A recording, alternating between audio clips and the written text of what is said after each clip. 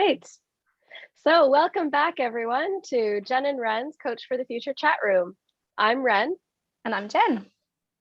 And today you might have noticed that we have a guest joining us.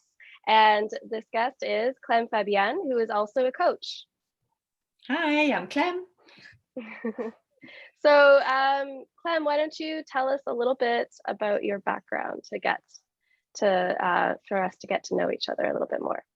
Sure. Thank you so much, guys, for inviting me. I'm really excited to be here. So I'm a career coach, a certified career coach, and I love working with people to help them thrive professionally, and especially working with expats. So that would be, because I'm bilingual, so that could be French expats living in the UK or English-speaking expats in France. And I really love to work with people that have got this intercultural aspect in their lives, because I've been myself a globetrotter and a teacher and a language teacher, and that brought me so much to live in different countries and to learn languages. It's a way to understand the world, I would say. And I've also worked as an entrepreneur before I became a coach, before it finally revealed to me that that's what I really wanted to do. And that's the discussion that we're going to have today. And that's why I'm really passionate about that theme. So yes, we invited Clem today because we really wanted to talk about one topic that's been sort of burning in my mind, in the back of my mind. And then I spoke to Clem last week and we were like, we really need to talk about this. So it's about entrepreneurship, really. It's about starting your own business and all the misconceptions about starting your own business and the limitations we put on ourselves, sometimes linked to age. Because obviously we're primarily really interested as well in bringing these new ideas to the younger generation. So that you guys can start sooner sometimes than we dared to do it for ourselves. So that's kind of why we really wanted to talk about this today. And Clem, maybe you can tell us a little bit why it's so important to you and why you wanted to talk about it. Yes, absolutely. So as I said, I've had an experience myself of co-founding a bilingual nursery. So I worked with 4 business partners, and that was really my first experience with entrepreneurship at the time. And now it's great to talk about that with you guys, because the 3 of us are now our entrepreneurs in our own way, and that could look so differently. It does not have a single sort of image, and I think there's a lot of myths around that, and a lot of limiting beliefs that we can have around the idea of entrepreneurship, which is much more than what it seems it is. And that's what I really I'd like to explore. What do you mean by it's more than you think it is? Well, I think it's more of a mindset than actually a way of working. Because if you go straight to the definition, actually, what is an entrepreneur? I think it can be interesting actually to see together what sorts of stereotypes we usually hear around that concept. So what is an entrepreneur? Is that someone that is not employed? Is that the basic unemployed? And unemployed? So does that mean that you don't really have a work? Does that mean being your own boss? No, being your own boss. That's a good one. But that means is it something that it's only for privileged people, like a CEO, or having your business? Is that something very? You have to be a businessman or businesswoman. And do you need to have loads of money as well to start it? Exactly. Do you need to invest tons of money? Do you need to be experienced? I guess maybe the stereotype of an entrepreneur could be an older guy. Man. Man, no? Yeah. Yeah.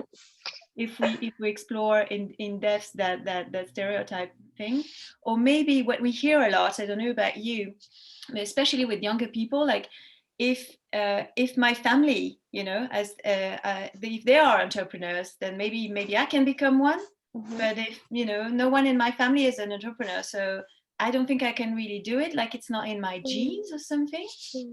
I don't know. It's actually very true. It's much easier to follow the footsteps of somebody you've seen in your life, rather than sometimes you don't even think it's an option, do you? It's not even in your mind as an option, because it can be so far away from your reality in a way. Like you don't even know people that are entrepreneurs, so you're like, could I become that? I love what you said about the definition. Do you want to tell me a little bit about the definition of entrepreneur? Yes.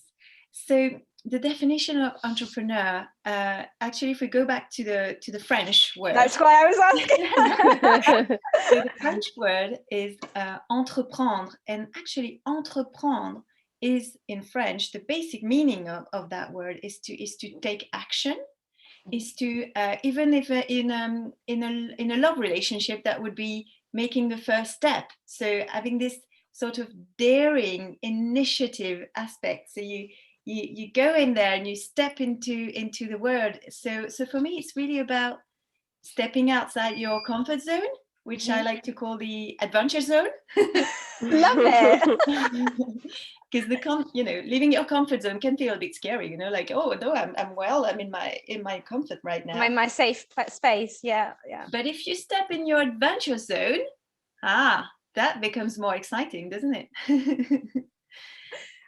So that sense of entreprendre in French has got much more of a bigger connection to action and to creativity, and getting rid a little bit of that pressure of business, risk, investment that we were discussing just before. Busy people, or it's in a gene, or in families, with very successful businesses, or that kind of stuff. So I love that idea that it's about taking action, but also like sort of there's something about experimenting and sort of trying out, and childish excitement as well, that we kind of forget, I guess, is most big innovators that you think of are the people who just wanted to try things out and just sort of weren't scared of trying, I guess, and weren't scared of like just trying and doing something new. Like, it's what you're saying about creativity as well. That's really great. Going back to the definition sometimes. It's so true, isn't it? And it's very true what you were saying as well, because it means that you don't have to be a genius. You don't have to be special, It's not something that's inaccessible, that, everyone in itself can be an entrepreneur. And that can be true even if you're not, your own boss, even if you don't have your own business. That can actually be a way to see things, a way to do things differently, and take ownership in what you do. Well, in a way, we kind of all are, in a way. Even people, when we work in a company or something like that. I mean, we participate in running the business in our own way, and it depends if we're being creative and looking outside of the box and trying to, that's part of being an entrepreneur, I guess. Yeah, I think so, because you can also have a lot of initiatives, even if you're an employee, or even if you don't work at all. It doesn't have to be so connected. And even I really believe that it can also be the case as a student. It's something to do with creating your own life as well. It's so funny you say that. It's so funny you say that. It's because I remember feeling that I wanted to have my own business one day. I just didn't know in what. So it was something that was kind of always in me, in the sense that I always knew that I liked independence. I liked making my own decisions. I knew I liked trying stuff and daring and going out there, and and also I wanted to be my own boss. I wanted to choose who I wanted to work with. I wanted to choose what I wanted to do, what impact I wanted to do. I just didn't know what it was going to be until I found coaching, of course. And I was like, okay, this makes massive amount of sense now. But until then, I just didn't know, but it was in me. So it's kind of what you're saying. It's really like, it's also a state of mind, isn't it? Absolutely. I believe that. That's interesting, Jem. Like, I didn't have that. I never thought that I would end up being an entrepreneur or starting a business. That was never in the back of my mind, like you described. I mean, I definitely thought of things like I would like to be my own boss, but I never really went beyond that into thinking of the term entrepreneur. And Clem, what you said at the very beginning about mindset, that really struck a chord with me. And because that, I think it has been how I have carried forward as an entrepreneur, and that I never associated myself as an entrepreneur per se, it was just a matter of, this is what I need / want to do. Like, right, I need to do it because I don't have a job, and I want to do it because I want to be my own boss. I want to be creative. I want to go down this path. And that was all driven by my mindset, not by this title of entrepreneur. And I actually, a year ago, when I started, getting into coaching and doing some training with other coaches, and we would take turns practicing skills on one another, I had this breakthrough session with a colleague where it came about. We realized that this word entrepreneur was a limiting belief that I had, because I had never really, thought of myself like that, or, but then once, we broke through and I started realizing all these things that you've been saying now about the mindset and about the creativity and just, it's not about exposure to other family members who have that entrepreneurial background. It's not about having gone to school to get a business degree. It's not about that at all. And that's really like, how I ended up here myself too. So I'm really glad that you brought up all these things, because it really resonates with exactly what my experience has been like up to this point as a business owner. So that's so cool. I love that we've got also different perspectives on it. But one of the things that really kind of I see a lot with my clients as well in career coaching is this kind of fear of the word entrepreneur. Yeah. And you were saying about limiting belief, and that's exactly what I hear. Yeah. I absolutely hear oh, I could never do that. That's for other people. Yeah.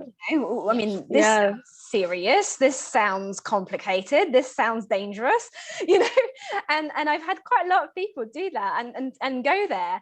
And I think once you manage to sort of pass that, you actually realize that it's just another expression of yourself. It's just you choosing what type of way you want to earn money. Yeah. Exactly. It's just that simple, really. Yeah. And it gives you an option when nothing else is there as well. What I love is, I don't know if I would have been able to find another job right now. Probably would have, but I didn't have to think about it, because I just looked for my own work. Yeah. Actually, it was great doing it that way. So it's so funny, and that's something that I wanted to highlight with you, and I think that's what we did.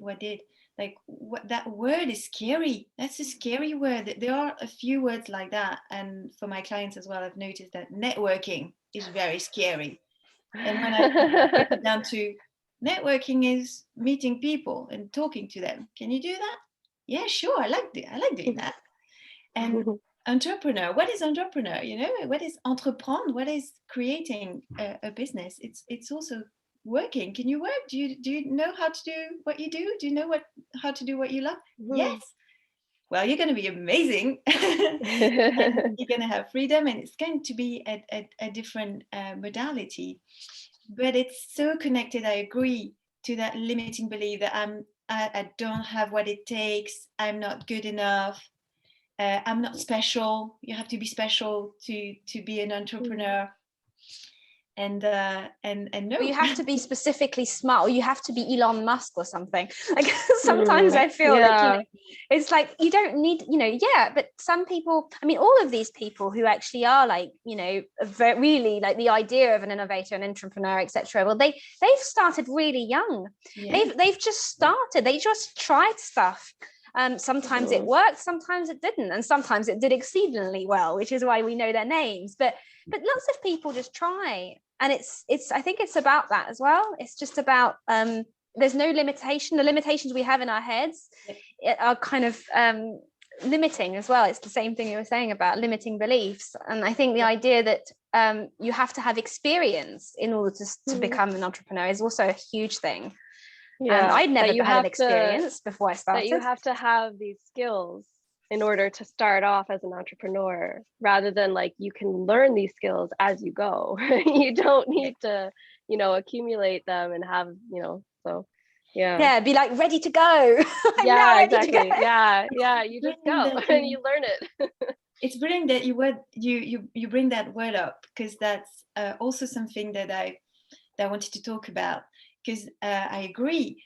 So the know-hows, the practical skills, you definitely learn and you get better at it while doing it, and you can start as a beginner. But I also believe that this mindset that we talked about, and this approach, in a way, this entrepreneurial approach, is quite connected. And I don't know what you guys think about it, to soft skills. And we could probably find in entrepreneurial skills, if we want to make a package, a really good combinations of different soft skills. And I'm going to go back to a French word again, because I love how we say soft skills in French, and it's savoir-être. So that's literally know how to be. And that's it's actually proven that what makes a business work or not is not experience, is not age, is not the money that's invested in it, but it's that not that skills, that set of skills that you have, that understanding of the world, the innovation, the daring, the resilience, for example, the adaptability. And that is not a matter of age. Not at And the all. passion as well. Your passion, your motivation. So that could be great, actually, to maybe consider those skills. What do you guys think? Like, let's say your understanding and analysis of of the world and the situation. That would be for me an important soft skill for an entrepreneur. Definitely. Yes. I think to a certain extent, confidence. Yeah. It comes either from within, or it can come from the passion you have for what you do. Yes. If you don't find it, obviously as a coach, I'd say find it in you first, but you can also, whatever you're doing and your passion, or the word you want to put, or the product that you believe in, or that can give you a huge amount of confidence and courage. For example, Greta Thunberg, for example. I mean, I know it's completely different. But she's a public image who started off saying she had no, confidence in herself, and she found a cause that gave her that confidence. And it's a bit the same thing, in a way, that you can find something that you're really passionate about, that you really want to get out there into the world, and then that gives you that confidence, that motivation. So I think that's a huge thing as well, having that vision, I guess, as well. Yeah, the vision, having being able to visualize bigger than what you really think you're capable of. That was one tip, or slash skill, also a skill that I developed, but it started off as a tip that someone gave me of, like, as you're moving forward with this, it's great to have these goals, but think bigger, have a bigger vision, and just keep pushing that vision bigger and bigger and bigger, so that you're always moving in that like, a long-term goal that will eventually, and I'd say dream big. I mean, it's honestly that, because we always think our dreams are unreachable, and that's why we use the word dream somehow. But dreams happen. It happens every day. My dream happened. Like so many people achieve their dream much quicker than they think they would when they actually go ahead and do it. And then they have to change their dreams and make them even bigger because it's actually, if I said to myself a year ago that I would have a job that allows me to work from wherever I want, whenever I want, that I don't feel stressed about it, that I feel excited about it, that I feel energized by what I do, and that I would make a living out of it, I would have said to you, you're mad, And well, no, I mean, I'm happy to say I'm living it for myself, and now I've got like a bigger dream, and it's really amazing how actually when you do that, you get yourself there. So I really completely agree and resonate with that tip. I think that's a huge tip. Yeah, it's amazing, and I love how it's connected to the freedom that we also talked about. It's like that's also for me a really big part of the entrepreneurial spirit. It's like you have to drop the limits. Now we talked about limiting belief, limitations. and that's how to see the world in a way, how to see your future, how to see your dreams. You can, anything is possible, everything is possible. This is that, that big. Yeah. It can get that big. Yes, yes, it can. Yeah. And that's not something we used to do a lot, I guess. So that's a skill to develop as a, and I think it's, especially as a young person, that would, you can achieve so much if you start very young to think like that. It doesn't mean you have to do big things.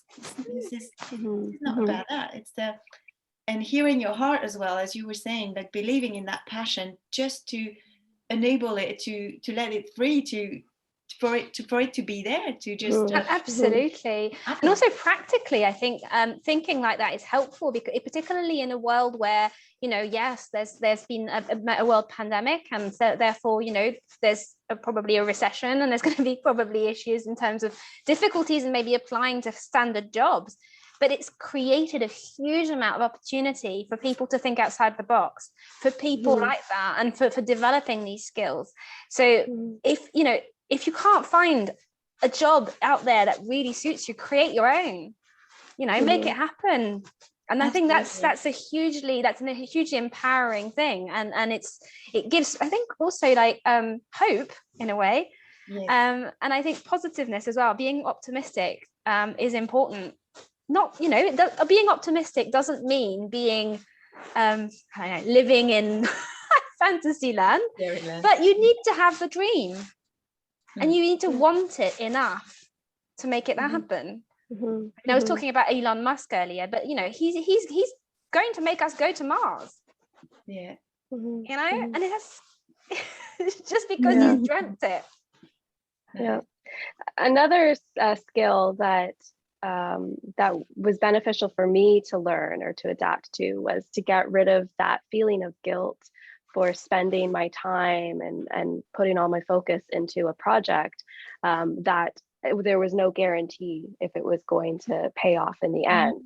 And so and this was also, after losing my job because of COVID. And so there was this this tension, of feeling guilty, for it's like my partner was still working, and and then always in the back of my mind, like, should I be looking for a different job? Like, am I taking too big of a risk for the well-being of my life with my partner? And is this selfish of me, and things like that.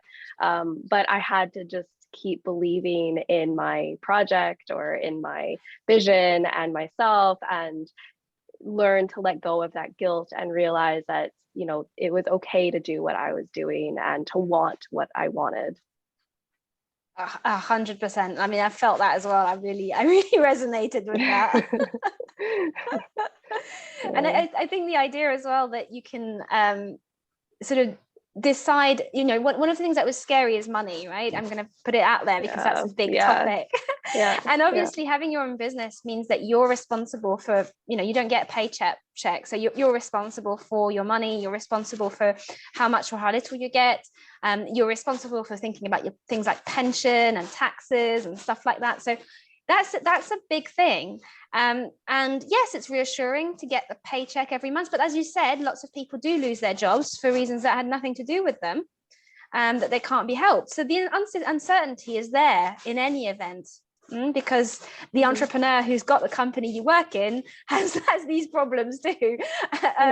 So I guess it's about changing that mindset. I had to change that mindset a little bit as well, and realize that maybe there are certain months that would do this, and then it would do this, and sort of believing that it would be okay in the end, that I would, if I needed it, I would do what needed to be done in order for next month to sort of make it go back up. I guess I just needed to believe in the sea, it does this. And it will come back. So I had to put myself through the same kind of mental training, and my relationship with money changed. It just transformed completely, compared to what it was like when I was a student or when I was working in an office. And that same thing where I had to accept that there would be waves, but the biggest thing was believing that everything would be fine, regardless if one month was really bad, I'll still be fine. And there's nothing to panic about, and to just keep focused on the good parts, and not let that nervous anxiety or panic pull me away from continuing to focus on my work, because that will just become a handicap for you to continue working on your business and to grow your business. So I mean, 100%, and I love that idea, that change of mindset. Basically, I mean, it was essential. I think exact same thing for me. I think it would have been terrible if I hadn't. What you said made me wonder, Clémence, like what would be the things that you would say that you personally love about being an entrepreneur? Well, definitely the freedom. I resonate a lot with that, and also what you mentioned about if you can't find what you're looking for, just create it. That's something that that was there for me initially with my first business. Looking at options like, no, this is not really exciting. Well, all right then, I'll create something, and it's very empowering. It's very exciting. Of course, it's also, as you guys said, risky and more stressful in a way. But the excitement for me, and the fulfillment while doing the creation aspect of it is really worth it, and it really balances the other aspects. So that really what worked for me, and that makes me think as well what you were saying.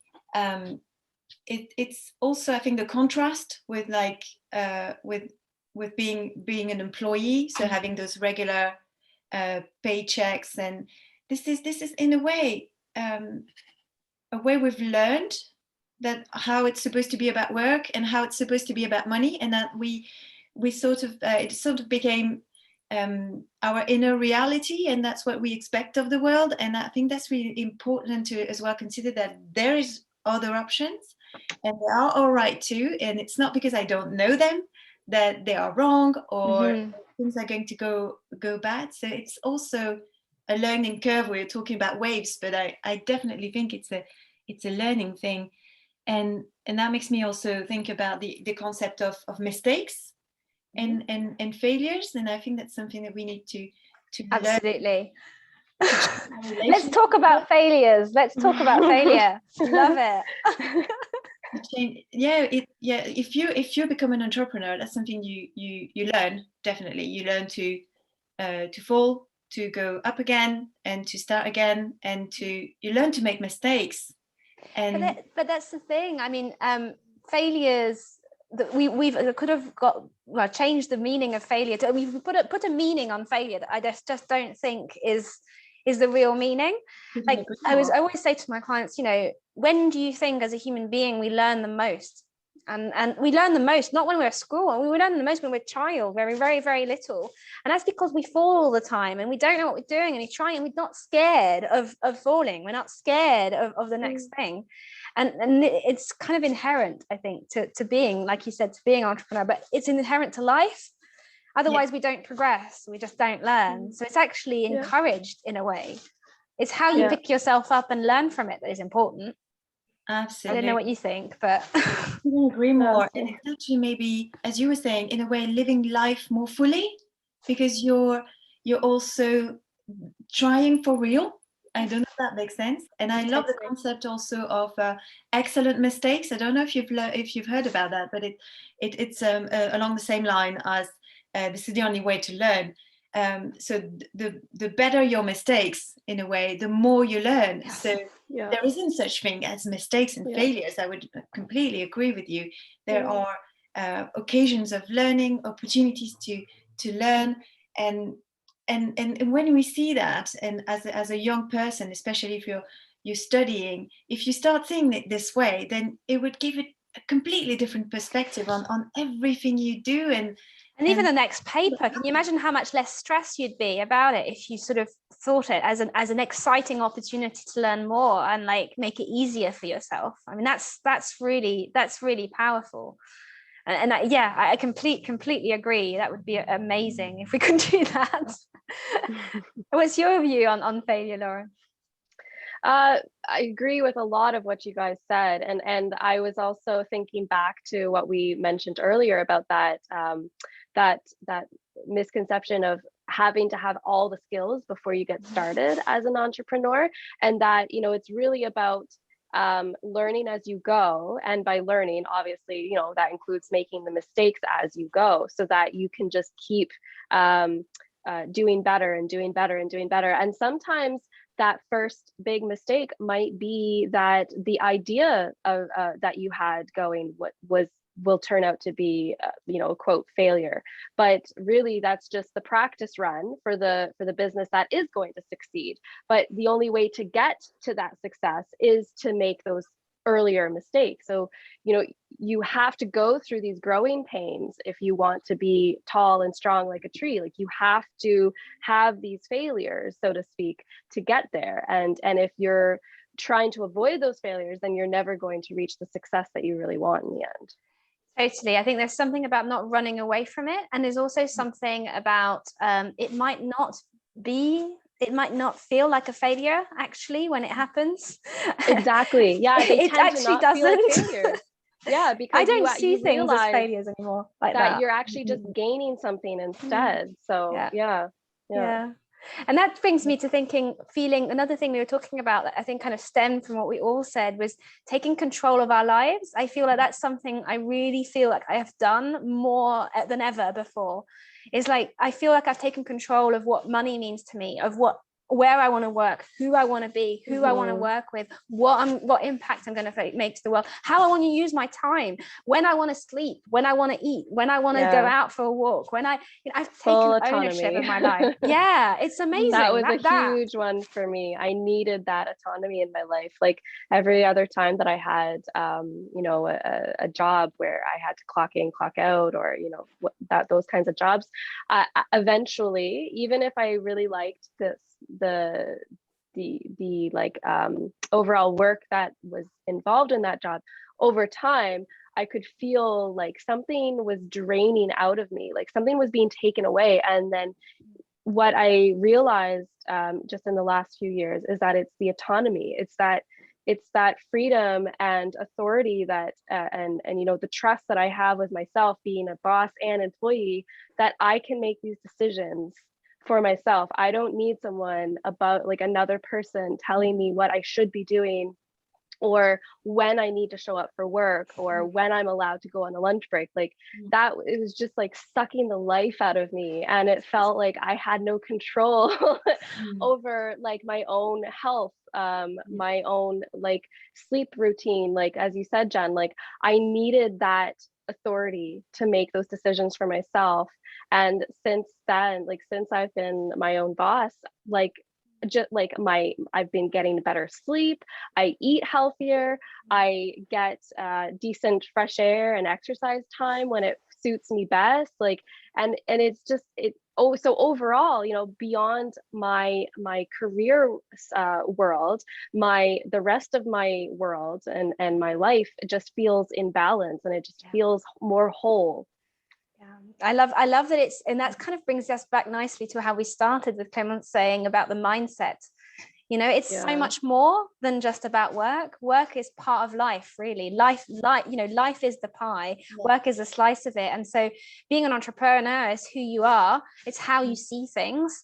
And then it's about how it impacts then everything else. When you embrace that in your career, then how does it impact everything else in your life? Absolutely. And it's I mean, I would definitely recommend. And one of the things that I would say as well is, I know I had a very stressful job. I was a solicitor, and that was, a solicitor, which is a lawyer for people who listening to us that are not in the UK.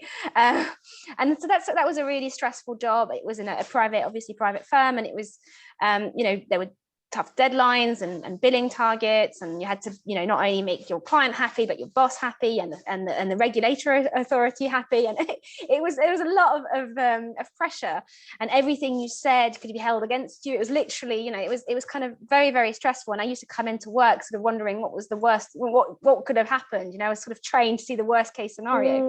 As an entrepreneur, you see the best in a way. You're not being, but I don't feel stressed. I think I need to, like, when I need to follow the wave, and then I need to trust myself to make enough money that I need to live, etc., and what I want. But weird enough, it feels more like a flow. It feels much more natural because I'm in control of that, rather than leaving it in control of other people. Yeah. That's very powerful, and it resonates with me as well a lot. What Lauren, what you said about the quality of life that has changed for me, and that's why, for me, for example, it would be quite complicated or hard to imagine going back to an employee life because of the quality, the improvement of the quality of my life that I've had, and I'm like, I don't think I want that anymore. Do you know, when I did my career change, I thought, oh, I'll always have, because obviously I'm still a solicitor, and obviously I spent a lot of money and a lot of effort becoming a solicitor. And I was thinking, I've always got it as a backup plan, if I need to go back to it. And it felt nice. It felt that I had this sort of safe cushion. But you know what? Now I'm actually thinking, and I know that, and I said that to one of my friends the other day. I said, no, it's not the question of the backup plan. No, it's just, I'll make this work. Yeah, I'll do whatever it takes, and I'll make this work. And that's the extra step. I didn't need, it felt nice to have it, but I didn't need the backup plan. I just, once I've done it and I love what I'm doing, I'm just like, well, I'll just find a way of making it work. And I think that's also really powerful. I can tell maybe about something that happened to me. So in my previous experience as an entrepreneur, which I was quite surprised about, because while creating the business and creating the plan, that took about 2 years, I would say, because we had to find a place for the nursery, and it took a long time to get all the agreements and everything. So all that time, we were quite obsessed with my business partners as well about, is it going to work?